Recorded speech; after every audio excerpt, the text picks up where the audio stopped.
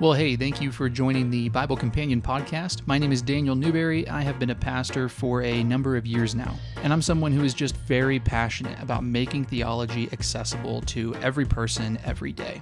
I believe that the Bible is readable, that the Bible is understandable, and that you don't need to have a theology degree in order to understand it.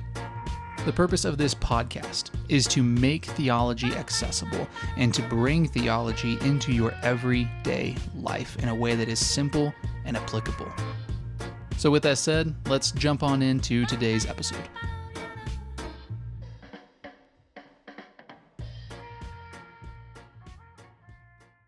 Okay, well, it's time to finish out the Genesis creation narrative that we see in chapter 1 and the first few verses of chapter 2, and that's where we are today. Today we're looking at verses 1 through 4 of chapter 2, and we're going to ask ourselves, how does day 7 close out this creation narrative? So in days 1 through 6, we talked about how we saw this poem, and the poem is going to end with day 7. And there was patterns in every single day. Each day starts with, then God said, and it was so. God saw that it was good, and it was evening and morning, the such and such day. That was the pattern we saw. Each day has those patterns.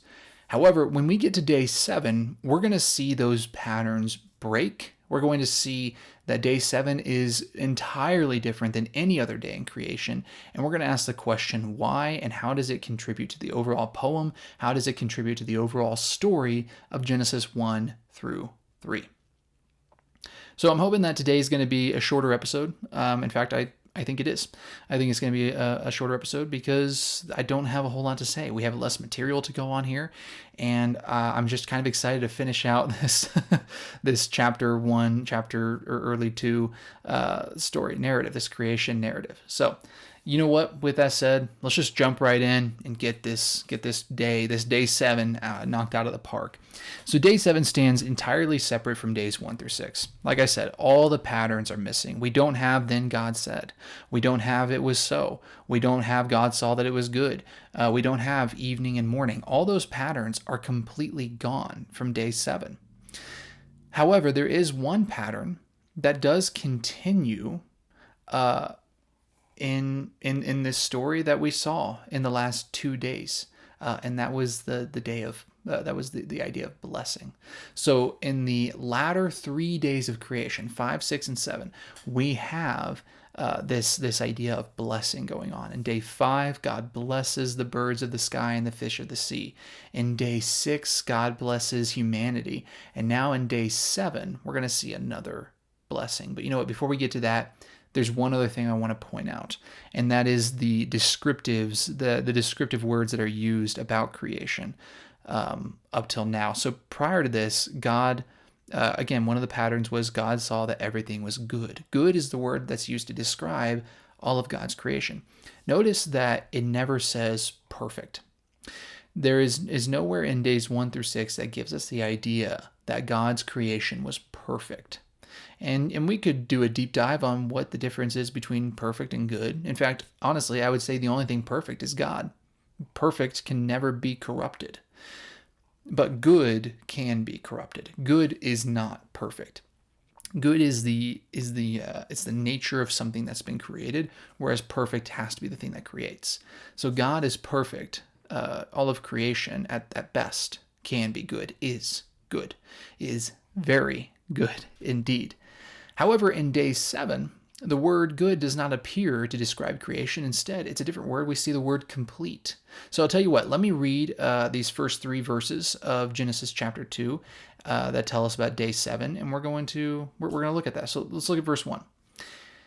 It says, "So the heavens and the earth and everything in them were completed. On the 7th day, God had completed his work that he had done, and he rested on the 7th day from all his work that he had done. God blessed the 7th day and declared it holy, for on it he rested from all his work of creation." There's a lot more to be seen, I think, in this passage, just if we were to break down the verbiage and try to look at it deeper, but we're not going to do that today. What we are going to notice is that God does use the word completed instead of the word good to describe his creation. Verse 1, The earth and everything in them were completed. On the seventh day, God had completed his work. So we are no longer saying that the creation is good, though that hasn't changed. That was the purpose of 1 through 6. Now we see in day 7 that his creation is complete. It's not so much that his creation is perfect. It's not so much that there's not more to be done. Because again, we see that God told Adam and Eve, man and woman, he said, subdue the earth. Well, to subdue the earth means that there's more to subdue. It means that there's more to be done. The idea, the blessing he gave to man was to be fruitful, multiply, and fill the earth. There's more to be done. The blessing given to the birds and the fish, be fruitful, multiply, fill the earth. There's this idea of continuing. There's this idea that there's more to be done. We haven't attained perfection, but the creation process that has been completed. Nothing more needed to be created. Everything that God desired to be in existence was already in existence now. It was now complete. Nothing needed to be added. It was exactly what God wanted it to be. So to some degree, we can look at the world around us and say that this is what God desires. People ask me, hey, what is it going to be like in eternity when God recreates the heavens and the earth and we're living in eternity with him? What is that going to be like? Well, honestly, while I can't say I know for sure the answer, I can definitely say I'm pretty confident it's going to look a lot like this. Only better. It's going to look a lot like this because this was God's completed version.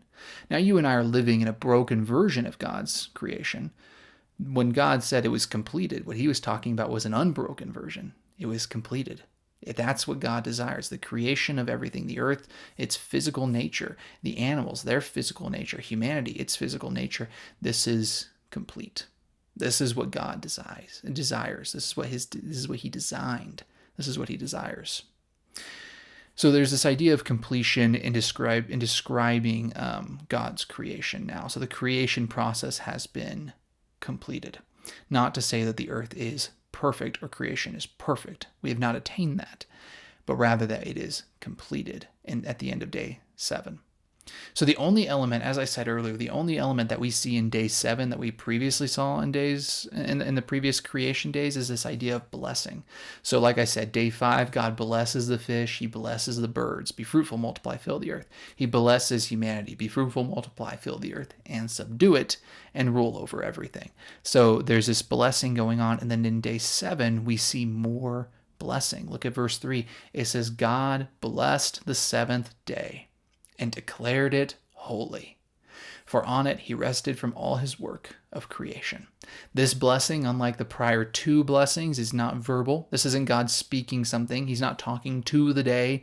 He's not saying anything about the day, but he does declare it holy, and he blesses it.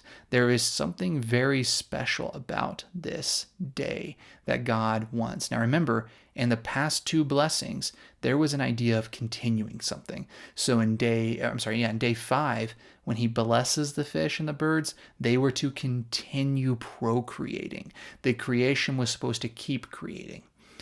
With day 6, when God blesses humanity, he says, be fruitful, multiply, fill the earth, continue, but then subdue the earth and rule over it. There's this continuation going on, more to be done, more work to be done. So in day 7, when he blesses it, there is actually still an idea of things continuing. Tim Mackey, you're going to hear me reference Tim Mackey a lot in our podcast, I think, because I really like Tim Mackey. He's one of my favorite theologians. He's the guy who does the Bible Project. Incredible, very well learned theologian.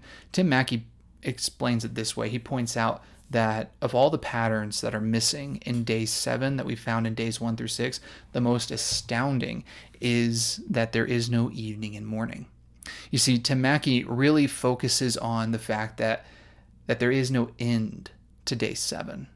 Day 7 wasn't supposed to have an end. It was supposed to continue on. And so when it says that God rested on day 7, where Mackey goes with that is he says, therefore, the rest of God, like God's resting state, that is what he desired for his relationship with humanity for the rest of eternity. That's God's desire, is to rest with humanity.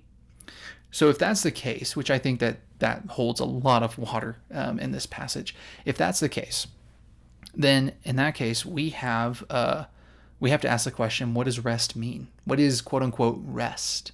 Because and when I think of rest, I think of stretching out on the couch. I think of taking a Sunday afternoon nap. I think of not working, not using my brain, but literally giving my mind and physical body rest.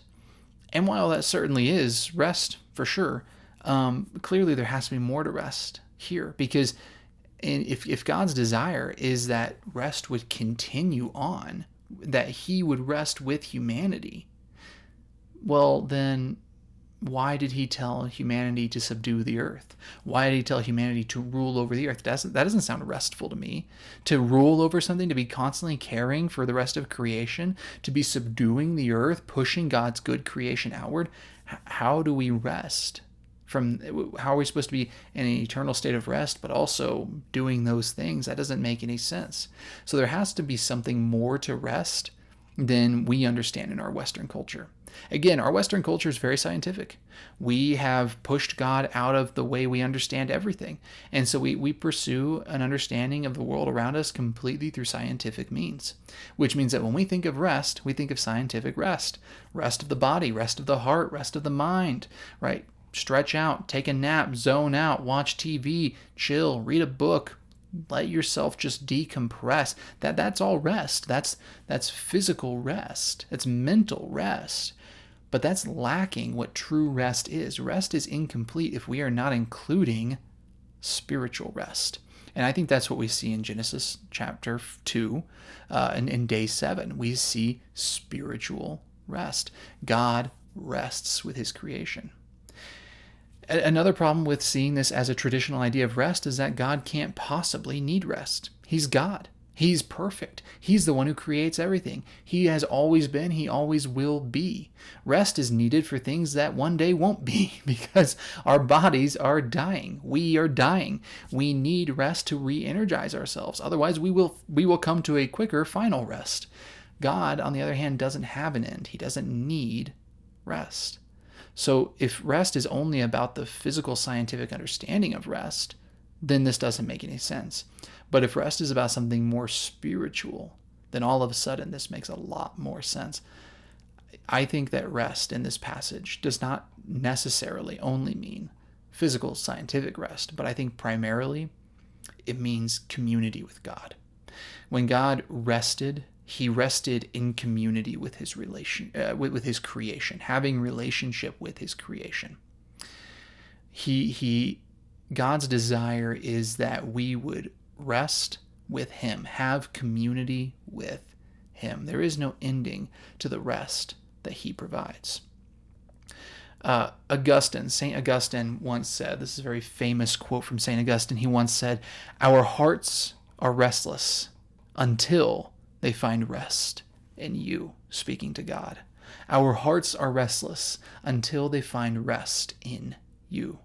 Augustine was his story is absolutely incredible story of conversion. He was a restless guy. He lived his life to the fullest, looking for thrills and frills, looking for pleasures and excitement and success in every way that he could find it in the world. He was a very, very successful either businessman or politician. I can't remember which one, but very successful in one of those fields. And it was literally on his way to deliver a very important speech that would further his career. One day he was on his way and he saw this beggar on the side of the street. And when he looked at that beggar's face, he thought, that beggar, this poor beggar who has nothing and I have everything, he says, that poor beggar looks happier than I do. And he realized, my pursuit of this world is not curing that restless itch that I have. And he never went to his meeting. He never went to deliver that speech. He quit. And he decided, I'm going to find rest. And he decided to start pursuing spiritual avenues. And he ended up finding Christianity. He ended up finding Christ. And that's when he became this saint, and he became the Augustine of Hippo, the priest over Hippo. The bishop over Hippo. And so he wrote that quote, or he wrote a book, but this is a quote from one of his books. It says, "Our hearts are restless until they find rest in you. No pursuit of this world, no form of rest in this world is ever going to be enough.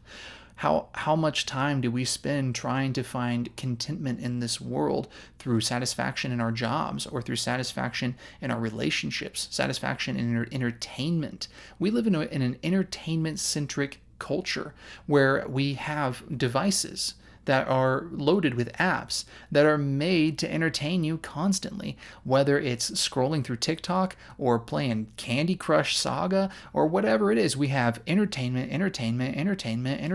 constantly. And yet, it's never enough.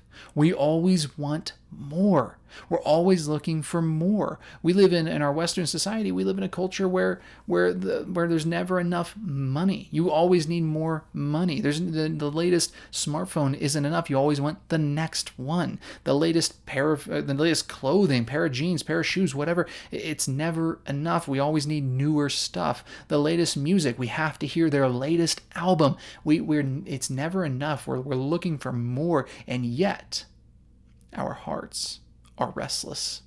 It's never enough. There's never rest in that. Our hearts are restless until we find rest in God, in the Creator, the one who made us. Day 7 of God's creation. On day 7, He rested.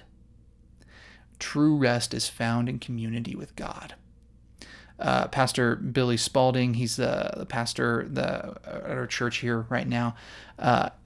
He always says that vacation is no vocation if we don't involve Jesus in some way. Vacation is no vacation if we don't involve Jesus in some way. He tells a story about how he went on vacation one time, and he says this happens all the time. He comes back and he's more tired than when he left. He's more exhausted than when he left. But what he's found is that if he finds some way to involve Christ in his vacation, then he actually comes back more rested. We find rest when we pursue God, not when we pursue this world. This world causes restlessness. It's like if you're thirsty and you drink Dr. Pepper or coffee, as delicious as those things are, they're not going to quench your thirst. They may taste good, they may be entertaining, but they're not going to quench your thirst. Only water can do that. We can pursue this world. It's not going to quench our restlessness. Only the source of life can do that. And so on day 7, God rested, and He did not put an end to that day. That day's supposed to continue on. We as humanity are supposed to rest with Him. And so as we are going about our daily lives, when we're working our jobs, taking care of our kids, caring for our families, looking after relationships, whatever it is, reading a book, watching a movie, whatever it is, these things that naturally drain us, and in some ways they give us life, but they don't give us rest. These things can be restful if we are communing with God while we do these things. If we have an active relationship with God, then we can find rest in all the world around us, because the rest of the world isn't going to drain us as much as God can provide rest. Our hearts are restless until we find rest in Him. Ultimate contentment, ultimate joy, ultimate satisfaction is found in community with our Creator. Only He, only God, can bring true rest to our hearts. We cannot expect to find rest if we do not have God, if we do not have Christ. So the ultimate point of Genesis 2:1-4, this 7th and final day of creation, is that God's desire is to bring rest to humanity through community with Him. Is that God's desire is to bring rest to humanity through community with Him. This continues the story. This tells us how we can know God, how we can have a relationship with God, and it can be an actually fulfilling thing. Without our Creator, we are restless. We need God to give us rest. Okay, like I said, shorter episode. I love day 7. I love this Genesis creation story. It shows us who we are and who God is. And we can only understand who we are if we understand who God is. So, there you go. That's your creation narrative. Next week, we are going to start looking at chapter 2. We're going to take chapter 2 in 2 episodes. We're going to do the first half in one episode, second half in the other episode. We're going to do this with a special guest speaker. It's going to be a ton of fun. And we're just going to analyze who is humanity then? Because if we really need to understand who God is in order to understand who we are, then the question is, who are we without him? And so in Genesis chapter 2, we're going to look at who we are in relationship to God. So looking forward to it, and we'll see you then.